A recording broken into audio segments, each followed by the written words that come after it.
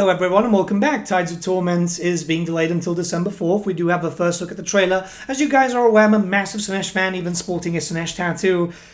I really want to talk about the DLC trailer because, yeah, you know, it's something that is very close to my heart when it comes to Slaanesh. It's a faction that consistently gets ignored throughout multiple developers. So let's jump right in. Let's talk about it. This is going to be the first time I'm viewing it, by the way. It's very, very important to notice that because I've only gotten it a little bit before the launch. And I mean, seriously, so hot, it's still piping. So we're going to do the usual. We're going to watch, stop at anything of interest, and discuss. Peggy 16.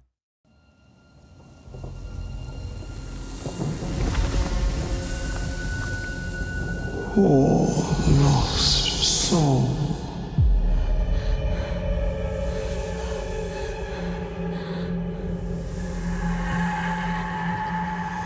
A servant to your masters. Nice. That's all I got to say here.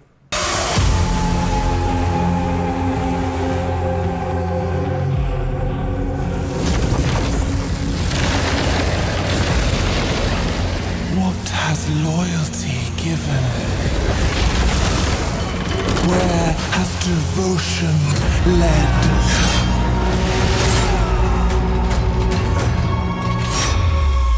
Nothing new, barring the ships looking great. That's a cinematic thing. I doubt we're going to get naval battles. But it's good to see Lucia back, and it's good to see him in a cinematic.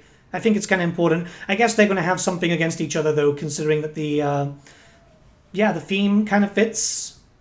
Yeah, I'd like to see that, to be honest. A little sneak update to Lucia would be great, too.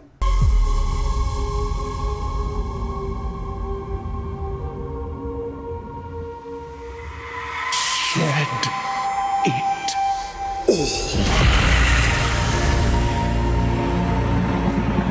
So, I'm not sure if the Merwyrms was confirmed before, but it's confirmed now, which I think is quite important.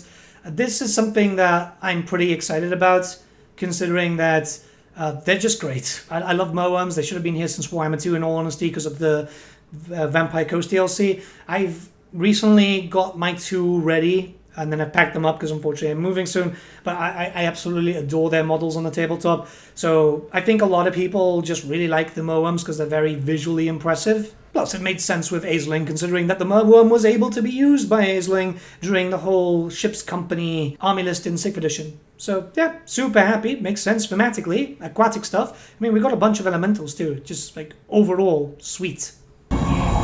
Change is painful. But pain brings freedom.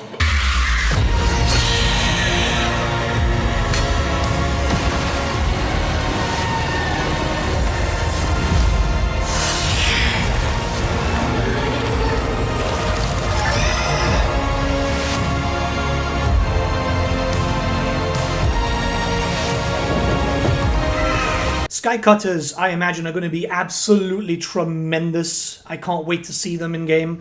They are so overpowered when it comes to the tabletop. I haven't really been able to use them in Old World just yet, mostly because my High Elf army is focused on Shrace, but I've seen them in play a lot of times during Warhammer Fantasy 8th edition, and they were so broken. So I'm expecting them to just be ridiculous here too.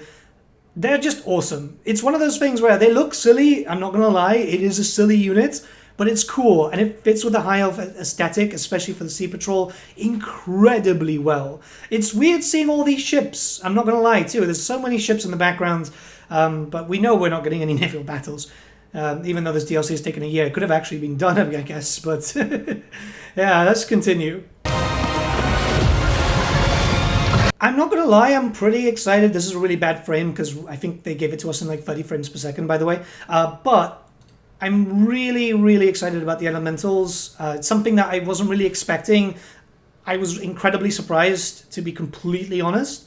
So seeing elementals in-game is going to be a bit of a changer. We've had a few, obviously, because we have incarnate elementals and stuff, and I'm assuming that the water elemental is going to be just like the new version of the incarnate elemental of life. But yeah, it opens up a lot of potential pathways for Warhammer 3. It depends on how long this game lasts, and we'll have a discussion about that another day. But yeah, Because there's a lot of elementals. There's a lot. And I mean an absolute lot in the lore.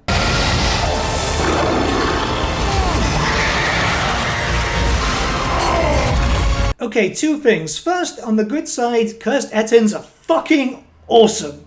I own one of those models. They're so incredibly rare to find now. Like, I am so happy that they're coming in, because they've got really kind of... It's like tragic, but they brought it upon themselves lore. We'll discuss that eventually once we start getting some good shots of the Cursed Ettin. One thing I do want to point out, though, because the community has been very vocal about it, Sail's famous Chaos Spawn was confirmed to be an ability. Everyone was quite mad about it. I thought that, you know, maybe with all the delays that have been going on right now, they would stop that and maybe make it into an actual unit or something. But it turns out it's still a unit, which is kind of disappointing. You've had time. You've had time to win good boy points. Yeah. It's just, it's kind of sad. That being said, once again, Ettins, really, really cool. If you're wondering why I'm so excited about them, it's just because they're so very much a Warhammer thing, but obviously they're more of a tied to more actual mythology and like real world stuff. It's just, I've always really admired them. I've always really liked how Games Workshop's interpretation of them was. And they look great. They look so sad and pathetic in a sense, but in the absolute best way as possible.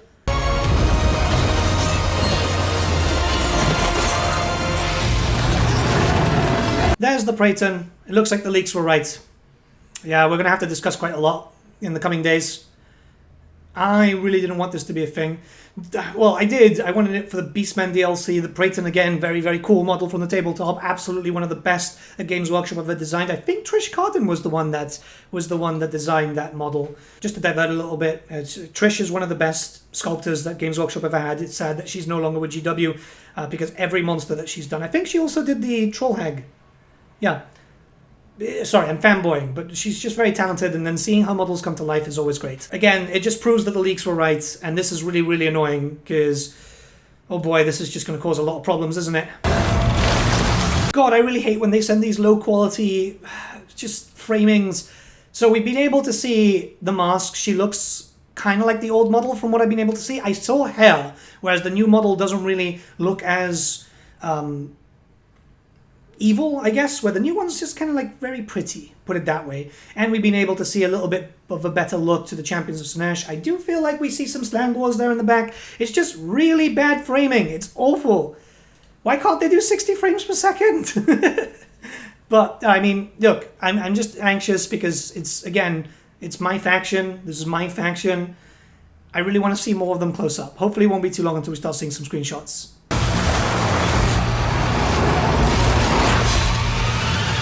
They must be doing something to Lucia, right? Because he's shown up quite a lot in this trailer.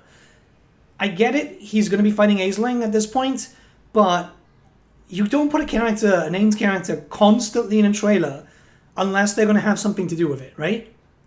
This seems really either Creative Assembly can't read the room, or there must be something to Lucia. Which, to be fair, you know, if they give him like a proper horde mechanic, that would be wonderful. That's literally what I want. He shouldn't have a stylized half mechanic, right? Give him the full horde.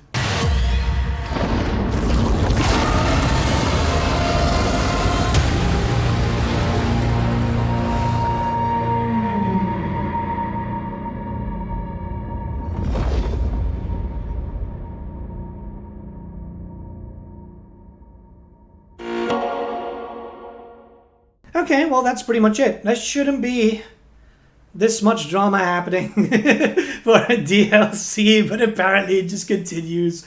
I'm excited about some stuff. We're going to have to wait until December. We're going to get some new patches, which is good.